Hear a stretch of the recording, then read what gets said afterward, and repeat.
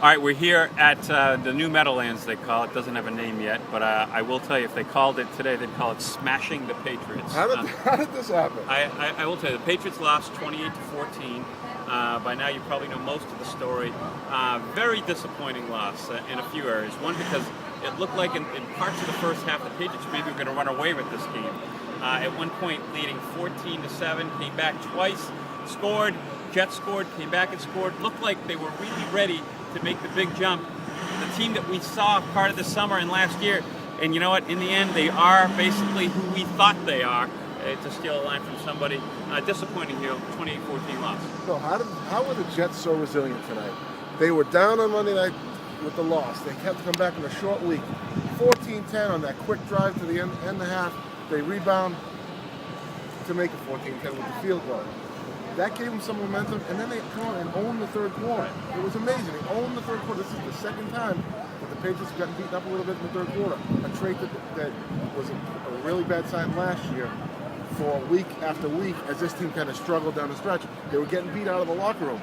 Tonight, same thing. Jets come out, 2 scores in the third quarter, shut the Patriots down. Well, it's something I want to allude to in my story in tomorrow's Eagle-Tribune. The Patriots, when you throw the ball as much as they do, you lose that sense of toughness that you seem to need in the third and especially the fourth quarter. Patriots can't run the ball consistently, and they do look good throwing the ball. But the one thing is, if the Patriots don't score touchdowns, and they didn't score touchdowns, Hector, they went for a field goal. Gostkowski made it, then a penalty brought it back 5 yards. He missed it again. In my mind, this team cannot, especially with this defense, it has to be more well-rounded and has to run the ball better consistently if they're going to be a very good team. They're good enough, based on who they're going to play. Next week they play Buffalo. They're good enough the way they are to be still a decent team. Disappointing night overall. Disappointing. Came in here, had the lead. You have to be looking at yourself in the mirror right now. Those guys on defense, the defensive backs got beat up in the second half by some journeyman-type receivers. Dustin Keller had a big game. Over the top of the linebackers, underneath the safeties. It was a huge point in the preseason. Heard him again tonight. You know, that defense right now, I'm looking in the mirror and I'm saying, Gerard Mayo, where am I? Brandon Spikes, where am I? Linebackers, where am I? The guys up front did a good job. Mm-hmm. You know, Gerard Warren, a couple sacks. They owned the line of scrimmage till the end where they finally gave some rushing yards.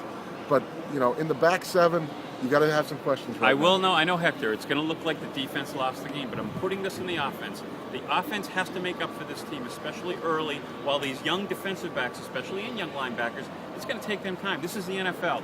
This is not for long. It's going to take you some time to get good. I'll say it again. I know Devin McCourty, we've argued about him. I think this kid's going to be a very good player.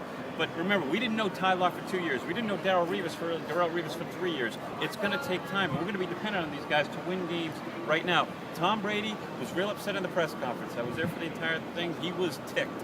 But you know what? He should be ticked. He should be ticked at himself. Not that he had a horrible game, but it wasn't good enough. Not if they're going to beat a team like the Jets. I'm not going to say the season's over. We got Buffalo next week. On the Bills. And you know what? In the American League, we used to say, thank God the Orioles are coming to town. Basically, the Orioles of the AFC East are coming, the Buffalo Bills. So my guess is the Patriots will play better next week and win. But there are some, honestly, interesting points to this team that they're going to look at. A lot of things to improve upon if they're going to be a very good team. All right, well, that's about it. Thanks, Hector. And, hey, it was our first time, really, on the video escapade that we were today. We hope you'll watch. We're going to do this again, hopefully another game real soon. And we'll be following the Patriots. We'll be doing this every Sunday. Hector's been covering live. He's blogging live. He's taking questions during the game.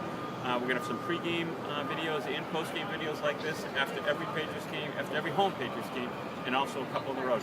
Well, thanks for the journey with us here at the new Meadowlands. And Patriots lose 28-14. We'll see you again next week.